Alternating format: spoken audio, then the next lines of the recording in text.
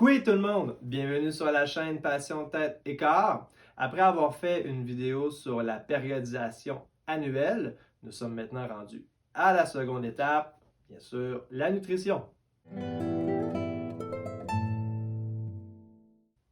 Petit rappel sur la dernière vidéo, on a regardé les mois de l'année où on était le plus occupé, donc on avait moins de temps de pratiquer et bien sûr de s'entraîner. On les a mis en rouge et notre objectif, c'est tout simplement d'arriver à notre forme physique et bien sûr notre forme instrumentale au premier de les mois qui sont en rouge.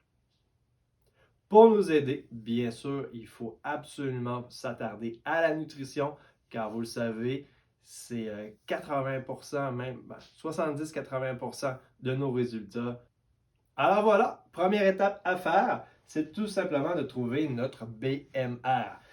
C'est quoi le BMR? C'est tout simplement notre métabolisme de base. Ça veut tout simplement dire combien de calories minimum on doit manger pour avoir un bon équilibre hormonal, une bonne santé, le cerveau et tout ça.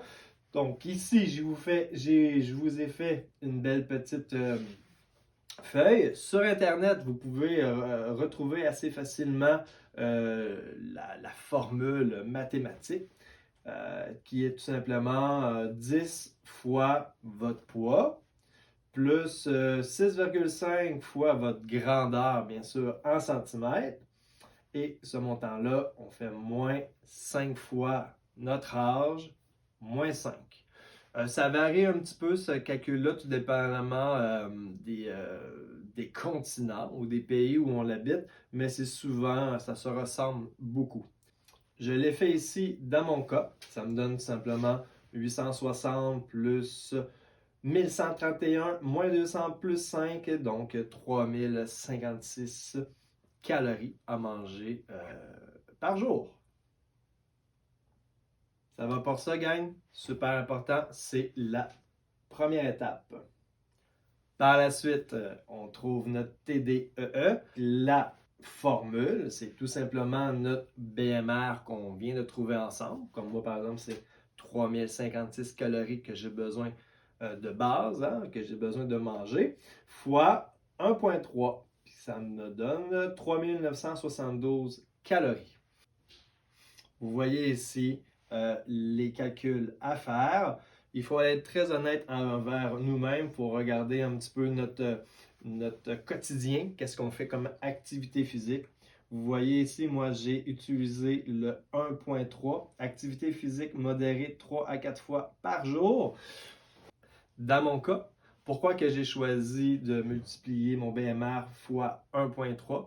C'est tout simplement parce que même si je m'entraîne 4-5 fois par semaine, le reste de ma journée, elle est très sédentaire. Je pratique énormément de la guitare, on est assis, on ne bouge pas beaucoup, je fais beaucoup de bureaux, j'enseigne. Donc, oui, je m'entraîne 1 heure 5 fois par semaine, mais un entraînement de musculation et même le cardio, tout ça, c'est pas extrêmement énergivore. C'est pourquoi que j'ai choisi le 1,3. De votre côté, regardez ça. Si vous marchez beaucoup, si vous allez travailler en vélo, si vous montez beaucoup d'escaliers, si vous faites 5-10 000 pas par jour, peu importe, analysez-vous, réfléchissez, ajustez-vous pour avoir le résultat le plus exact possible. Prochaine étape, on va regarder ensemble comment calculer la quantité de protéines à manger au quotidien. Encore une fois, sur les réseaux, sur Internet, ça varie, comme j'ai écrit ici, entre 1,6 g et 2,3 g par kilo de poids de corps. Moi, personnellement, j'ai écrit 2,2 fois mon poids, bien sûr, 86 kg. Ça me donne un total de 189 grammes de protéines à manger. Je vous donne ma façon à faire à moi, que je trouve que c'est beaucoup plus simple. C'est tout simplement de prendre votre poids en livres et de faire moins 10 environ. Exemple, 190 livres. Présentement, j'ai commencé le mois de janvier à 195. J'ai perdu 5 livres assez rapidement. Je vais vous expliquer pourquoi tantôt, mais tout simplement parce que juste couper le sel, pas entièrement le sel, parce que la relation potassium-sodium est super important lorsqu'on fait de la musculation, mais je vais vous en parler un petit peu plus tard dans d'autres vidéos. Mais tout simplement, diminuer beaucoup le sel et l'alcool reprendre l'activité physique, c'est normal que en 2 semaines, vous perdez beaucoup de poids. Dans mon cas, c'est ça qui se passe. Mais bon, revenons à nos moutons. Mon poids, moins 10, 180 grammes de protéines par jour. Vous voyez, même si on ne fait pas le calcul, juste en faisant de cette façon-là, vous arrivez presque qu'au même résultat. Prochaine étape, on calcule euh, les protéines en calories. Vous voyez ici, si je mange 180 grammes de protéines, on fait x4. 1 gramme de protéines égale environ 4 calories. Donc 180 x 4, ça nous donne 720 calories. Donc, dans mon rapport énergétique de la journée, juste en mangeant mes protéines, ça me donne 720 calories. Calculer combien de calories il reste pour les répartir entre les glucides et les lipides. Très important. Ici, on regarde mon nombre de calories que je dois manger au quotidien par rapport à mon facteur d'activité, 3972, moins les calories que les protéines, que ça ne bouge pas. Okay? Ma quantité de protéines, ça me donne 720 calories par jour à manger. Donc, il me reste 3252 calories à répartir entre les lipides et les glucides. Je vais vous faire un petit résumé. Étape 1, on trouve notre métabolisme de base. Étape 2, notre facteur d'activité. Étape 3, le nombre de calories que nos protéines vont nous apporter. Étape 4, on trouve combien de calories il nous reste à manger pour, bien sûr, nos lipides. Je vous rappelle que les lipides, c'est super important de ne pas les couper entièrement parce que les lipides jouent un rôle super important sur notre balance hormonale, par exemple, et notre santé du cerveau et plein de choses. Donc, oui, on les diminue, mais il ne faut pas les couper à 100%. Donc, continuez à manger des jaunes d'œufs, des bons gras, les avocats, ce genre d'aliments-là. C'est toujours intéressant. Mais vous voyez que les lipides, hein, on fait x9 à la place de x4 parce que c'est un lipide, c'est ça, c'est presque 2 fois plus de calories que des glucides ou les protéines. Et pour poursuivre, petite parenthèse sur les glucides, on essaie toujours d'utiliser des glucides qui est notre sucre, en fait, qui va nous apporter notre énergie avec des aliments avec des bons résultats glycémiques. Exemple, les flocons d'avoine, c'est pour ça que vous voyez beaucoup d'athlètes qui consomment beaucoup de flocons d'avoine au petit déjeuner. C'est pas pour rien, car c'est vraiment une super de bonne source de glucides.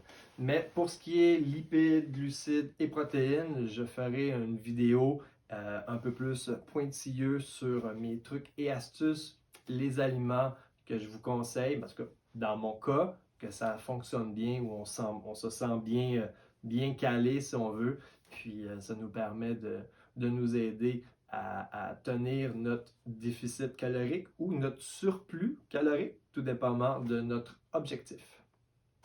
Nous sommes déjà rendus à la dernière étape à faire, c'est tout simplement d'associer ça à notre objectif. Si vous êtes un objectif de perte de poids, hein, commencez une sèche sur une période de 12 semaines, je vous conseille tout simplement de baisser justement vos calories. Si vous êtes en sèche, on doit tomber en déficit calorique. Comme moi, par exemple, ici, j'avais 3972. Donc, première semaine, je vais descendre d'environ 200-300 et je vais descendre graduellement à chaque 2 semaines mes calories pour tomber environ maximum à moi, dans mon cas, vu que je l'ai déjà expérimenté, je sais comment mon corps réagit et je sais surtout pas la souffrance, mais tout ce que ça l'implique. Dans mon cas, je vais descendre graduellement jusqu'à 2800, 3000 calories. Pour ceux qui n'ont jamais fait de sèche, je vous conseille d'y aller vraiment progressivement. Allez-y avec votre ressenti. Ne coupez pas vos calories de 1000 d'un coup. Ça ne sera pas bon pour votre santé. T'sais, commencez par 200 de moins, gardez ça sur un long terme, analysez-vous comment vous vous sentez, ensuite descendez encore de 200, ça fait quelques jours, quelques semaines et allez-y graduellement. Si le contraire est que vous voulez prendre la masse musculaire, il faut faire le contraire, c'est tout simplement d'être en surplus calorique. Personnellement, je vous conseille d'avoir un 200, maximum 300 calories de plus. Comme moi, dans mon cas, si je suis presque à 4000 calories, je vais essayer de manger 4300 calories par jour. Il faut juste faire attention lorsqu'on est en prise de masse et on est en surplus calorique, de quand même essayer le plus possible de bien manger. J'appelle ça manger propre, des aliments santé. Et voilà, pour prendre le moins de gras possible avec notre muscle.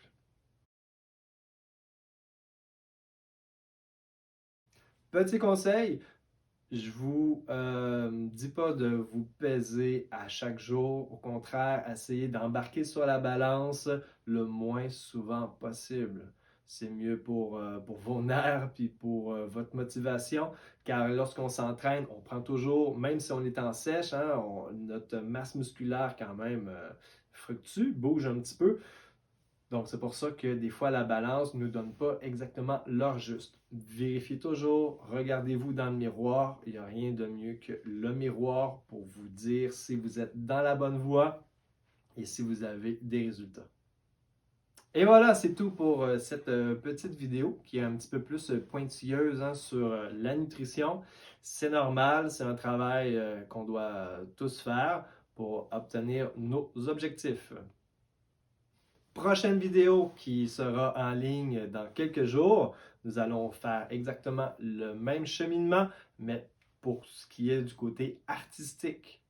Grosso modo, on va prendre les mois de l'année, les mêmes périodes en rouge où on a beaucoup de concerts, beaucoup de contrats et on veut être au sommet de notre art à ce moment précis-là et nous allons faire notre programme en conséquence, c'est-à-dire une périodisation annuelle sur le côté artistique. Pour voir cette vidéo, abonnez-vous à la chaîne. Question de m'aider à vous aider dans vos nouvelles passions.